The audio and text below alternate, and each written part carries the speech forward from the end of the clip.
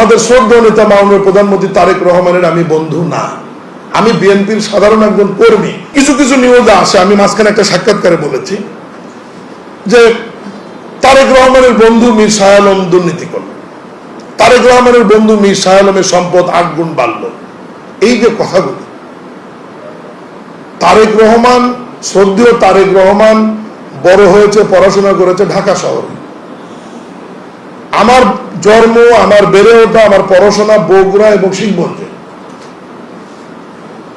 ওনার সঙ্গে আমার রাজনৈতিকভাবে সাক্ষাৎই হয়েছে 93-94 সালে। আমি ছাত্রদলের সেক্রেটারি হওয়ার পরে, যখন উনি বগুড়া যাওয়া আসা শুরু করল।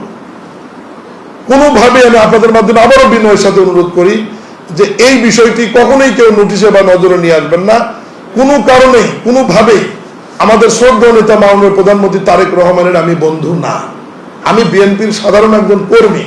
এবং বিএনপির কর্মী হিসাবে আমার বিভিন্ন সময় জনপ্রতিনিধি নির্বাচিত হওয়া, বগুড়া জেলার দায়িত্ব পালন করবার কারণে, যেহেতু বগুড়া বাড়ি শ্রদ্ধেয় নেতা তারেক রহমানের, তার সাথে বহুবার আমার সাক্ষাৎ হয়েছে, দেখা হয়েছে।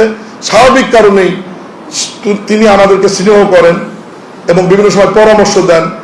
বগুড়ার মানুষের হিসেবে এইটুকু যোগাযোগ মাননীয় প্রধানমন্ত্রীর সঙ্গে আমার আছে, তিনি আমাকে চেনেন, ব্যক্তিগতভাবে জানেন, এইটুকুই তার সাথে আমার সম্পর্ক।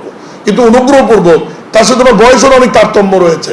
সব মিলিয়ে এই যে মানুষের সামনে যদি উপস্থাপন করেন যে তারেক রহমানের বন্ধু মীর শাহ আলম এটা করলো, এই জিনিসটা আমি এবং আমার পরিবার বা সমাজের অন্য মানুষ নিশ্চয়ই ভালোভাবে নেবেন না। অনুগ্রহপূর্বক এই জিনিসটা থেকে, এই বিষয়টা থেকে আপনারা একটু দূরে আসবেন বা সবাইকে সজাগ করবেন, এইটুকু আমি অনুরোধ করছি।